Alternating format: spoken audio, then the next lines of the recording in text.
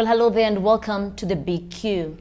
Rwanda has been on cyber alert after investing heavily in ICT sector and in 2015 established a cybersecurity strategic plan, but also became the second country in the East African region after Kenya to launch a 3 million cybersecurity system aimed at protecting both the public and private institutions against online crimes. And in 2016 alone, Rwanda thwarted at least 1,000 cyber attacks daily before they could affect the targeted individuals or companies and institutions, and that's why it is in that background that today I speak to Assane Gueye, the next EINSTEIN Forum Fellow, who is also a cybersecurity expert. Thank you very much for making time to be with us, and welcome to the program. Thank you for inviting me.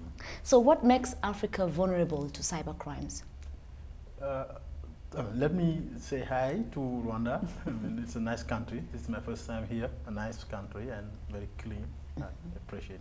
So yeah, Africa has to be mindful about cybersecurity for many reasons. First, we are getting into the cyber world now, when we are dematerializing. People are using computer more and more. You are using your cell phone to do many things. Our companies are on the web. Our national infrastructures are on the web. Maybe I can develop all those. But for the individual, I mean, the usual citizen, you can have your data stolen. You are doing bank transaction now using the internet. Your money can go. So your information can go somewhere that you don't want. You are using Facebook. You can find yourself in a spotlight that you didn't want to be. So just for the people, the normal users, we have to be mindful. Then our companies now, for our national economy, our companies are on the web. We have to protect their intellectual properties, but we have also to protect their functionalities. With an attack, you can bring a whole company down. So for our economy, we need also to be mindful about cybersecurity, but also for our national security. National security in many ways. We are using the power grid now, I mean, for many things. And usually people think that the power grid is independent to the cyber world. It's not the case. They are interdependent.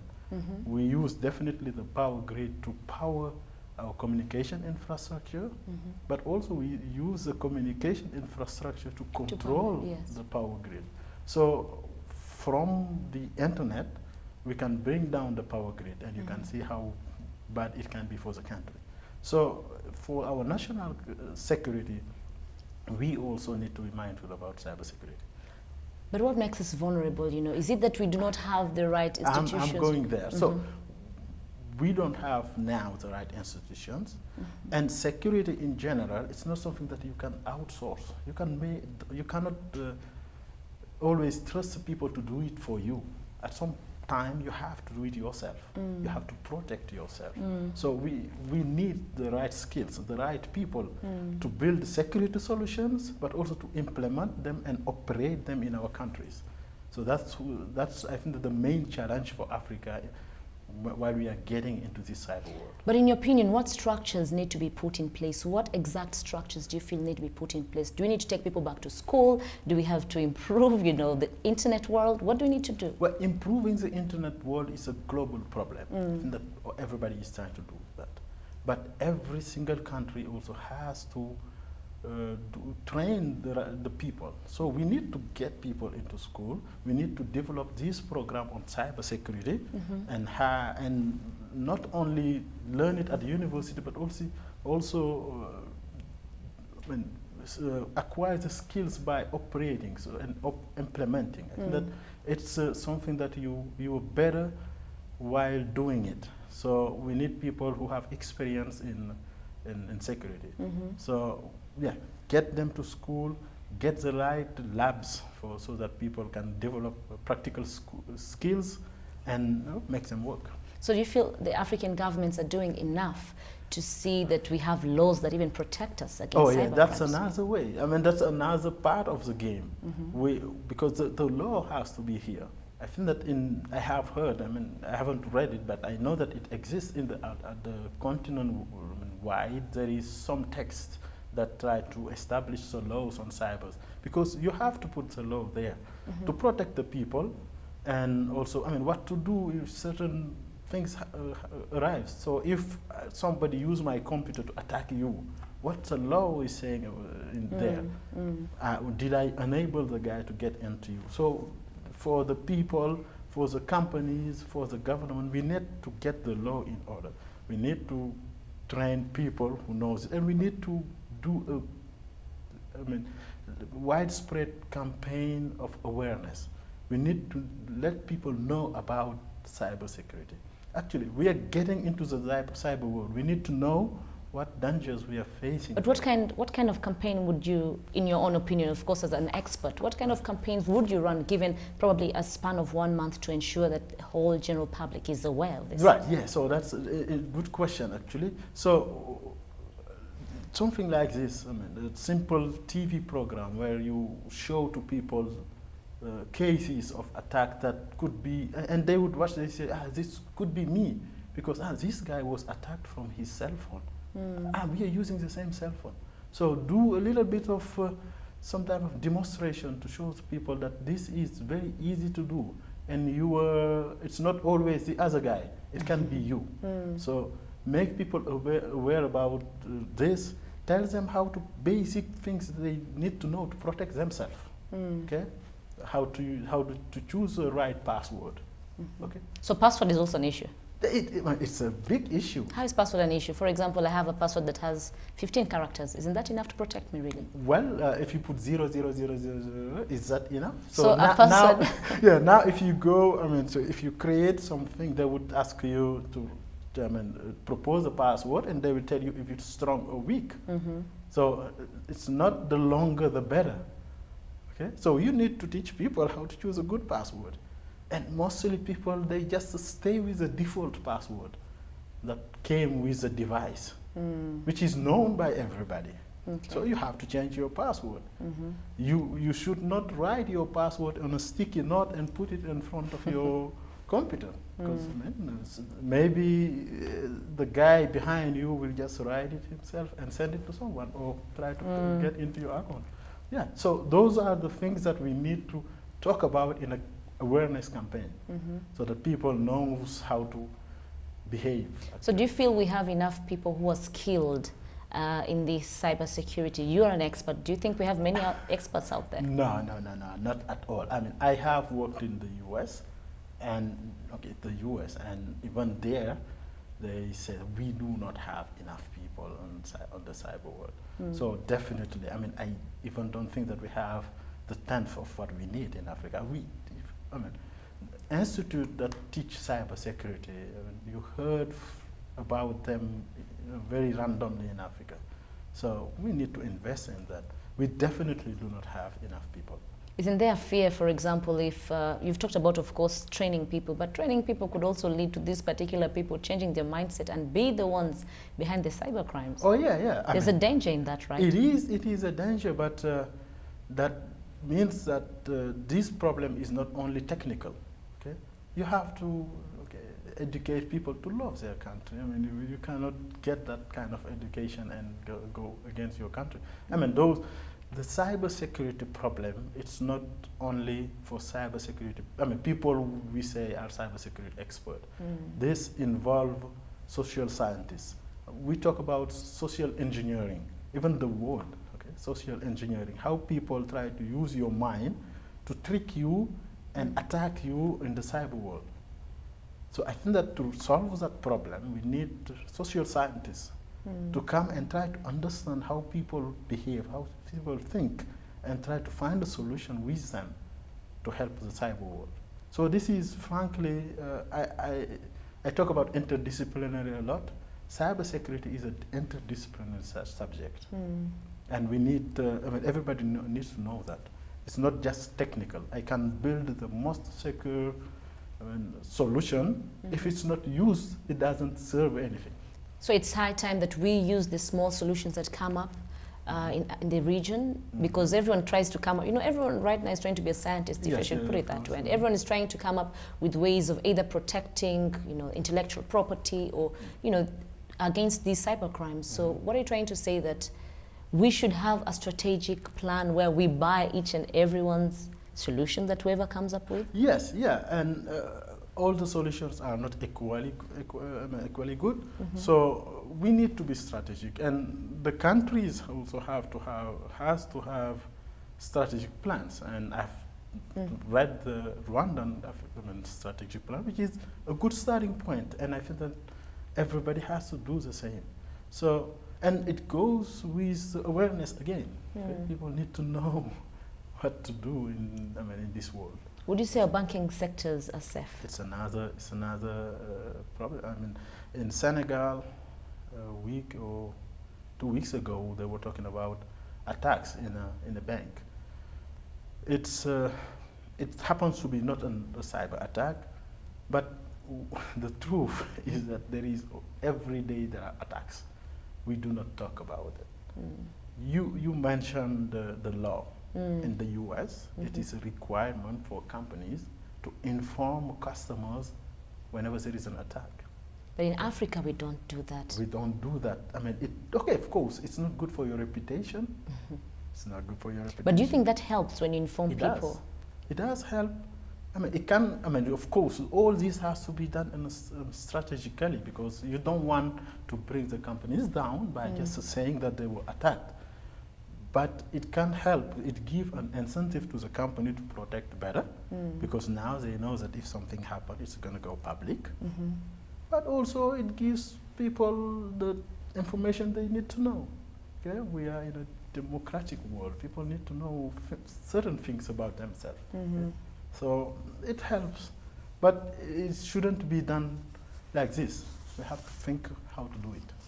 But how do we do that? That's the question. How do we do that? Protect, if I'd rather put my money, let's say, under my bed, if at all I know my money will get stolen in ways that cannot be explained. No, you just... This affects economies. Yeah, of course, but even under your bed, your money can go. So I think that it's not a matter of getting people into a paranoid situation.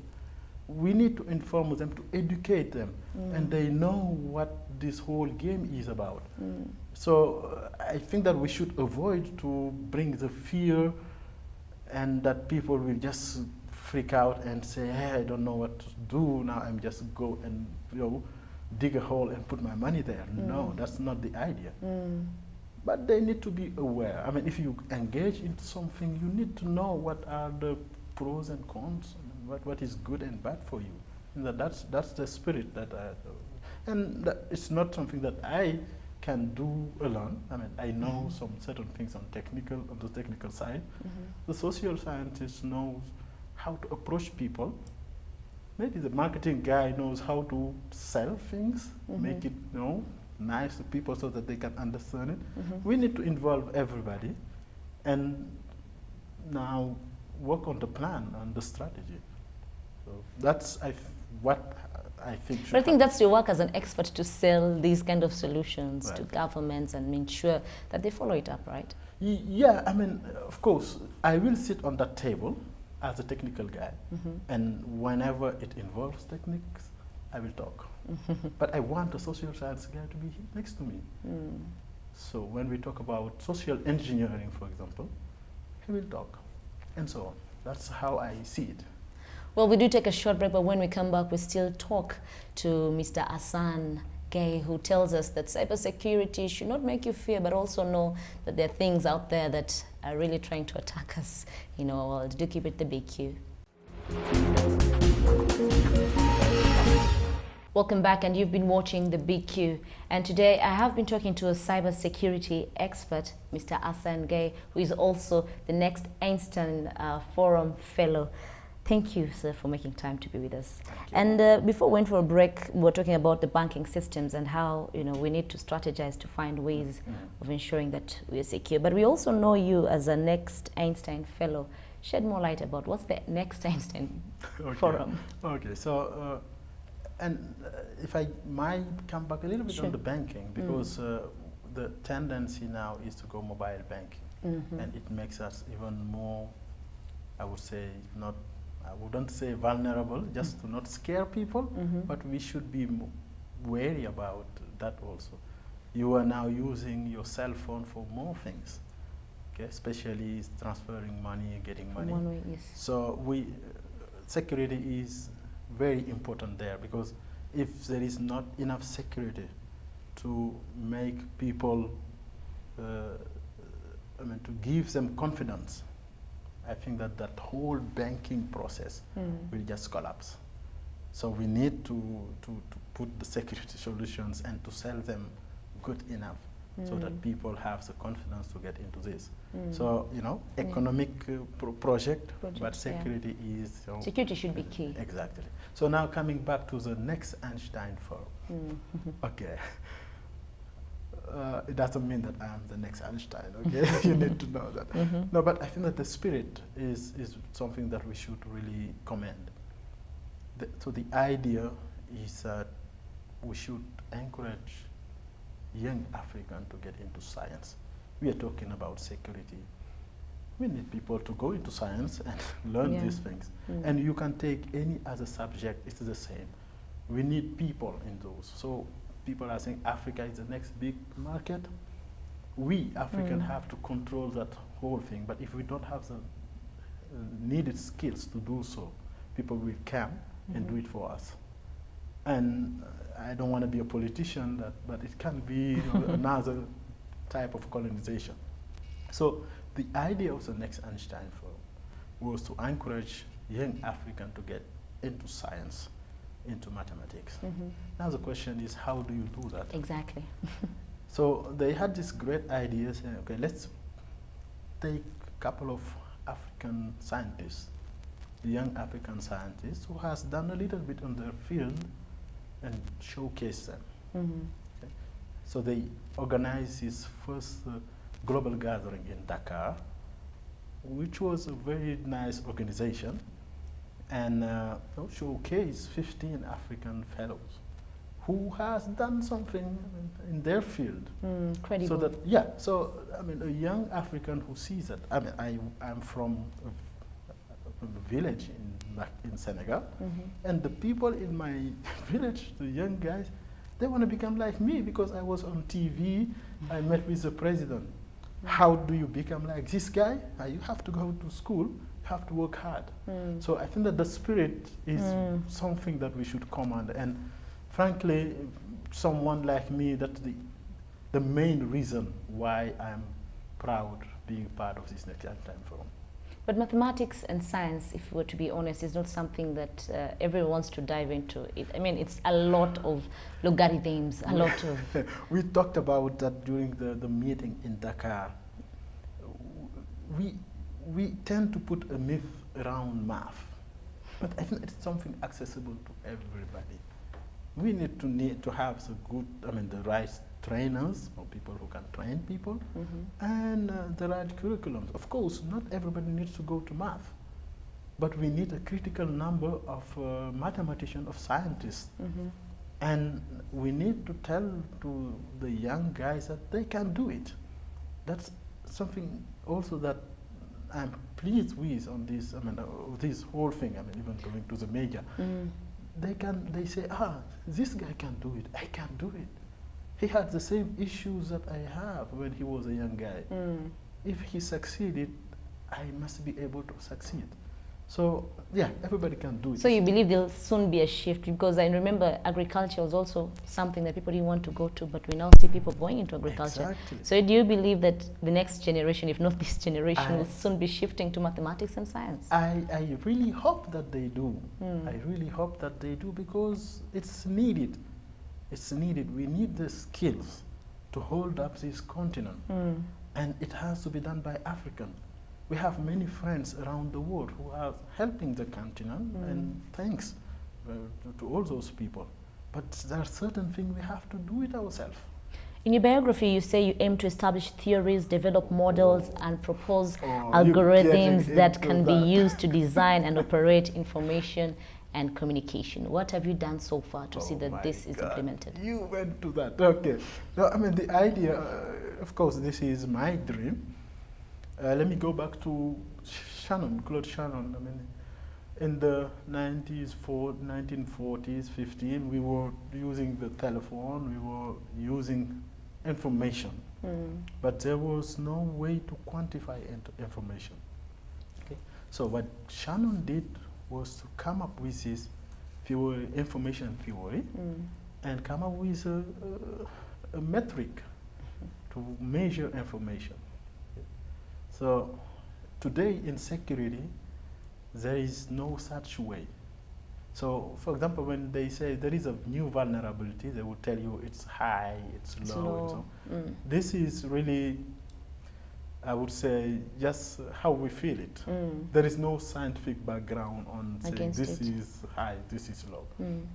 So it's a security world, we need metrics to measure, to quantify things. For example, if I have one network A and network B, I should be able to have a metric to tell me that this is more secure than this one, at least on some aspects.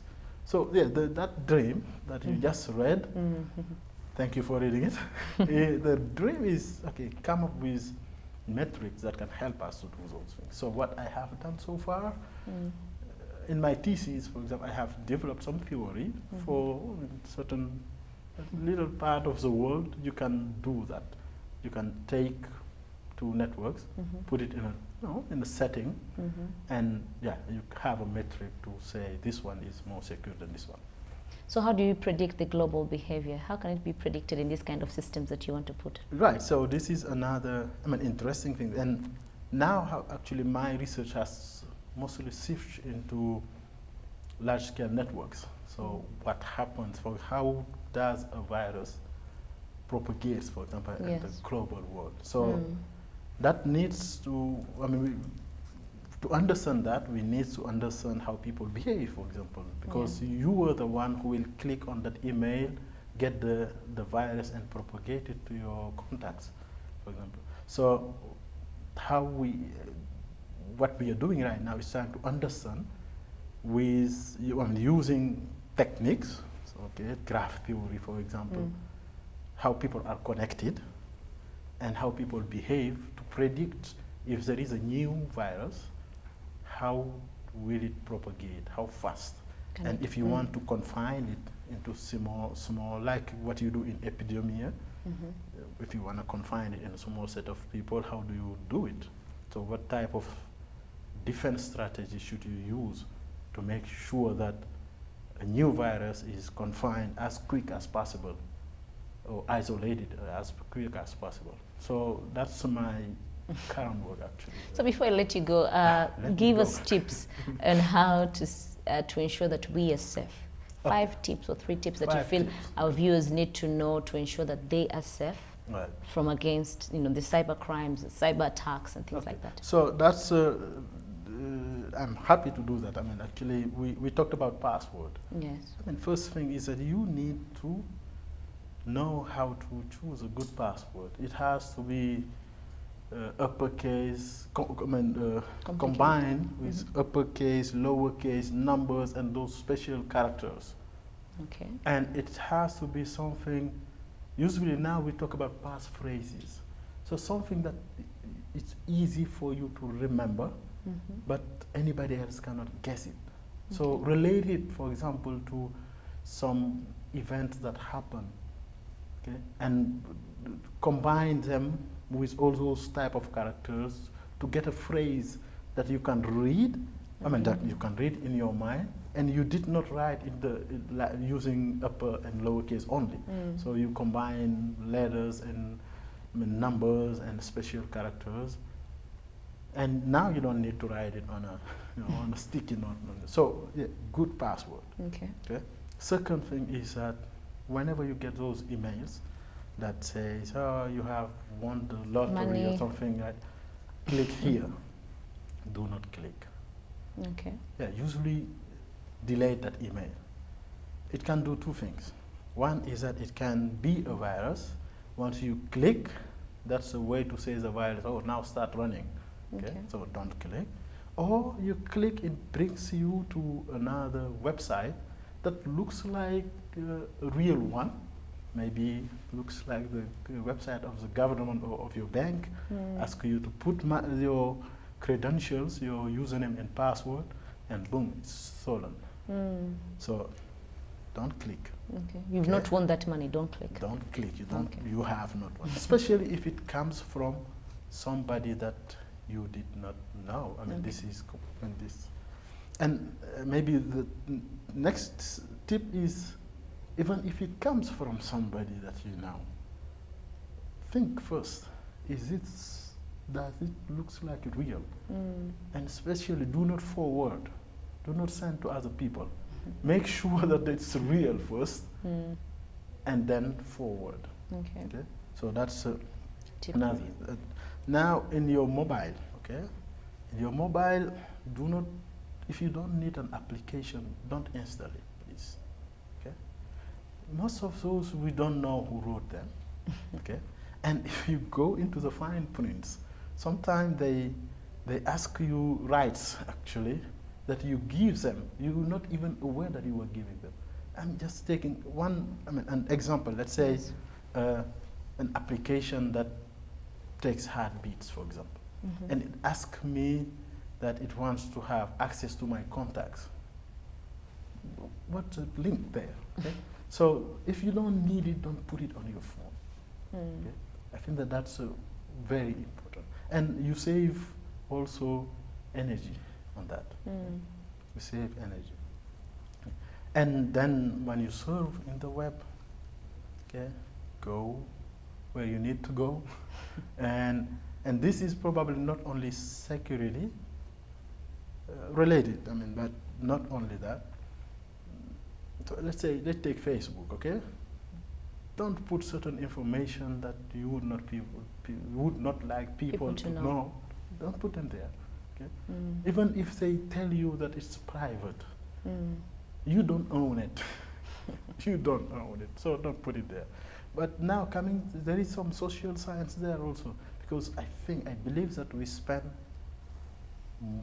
too much time on those social medias. We can talk about that later in another interview. Yes. But it's, we have to make people aware of how much time they are losing there, especially the young guys. Okay?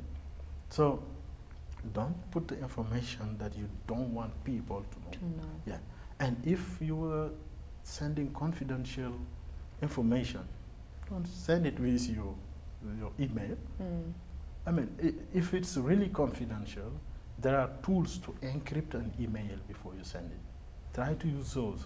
And unfortunately, this I have to tell it, because I've seen even people working on the official, the government, using their personal email to send confidential information. That we need to work and really fight against. How? We need to get everybody in the official, having official position. Work email. Yeah. Okay. And if those people handles confidential information, we need to give them the means to hide those, meaning encrypt them. Because if you don't have it, and you have to have to send the email, you will use the one you have. So that's why it's not. The fault is not on the guy who's sending it; it's on all of us. Yes. That's all I had to say. Well, thank you very much, Assane, Thank you for making time to be there. So, of course, I was speaking to Mr. Assane Gueye, who is a cybersecurity expert, and he says for you to be safe, especially on your phones, do not put apps that you do not need. Ensure that you have passwords that you can easily remember, but are a bit complicated for the public. This was The Big Q. My name is Fiona Mbabazi, and do keep it Rwanda Television.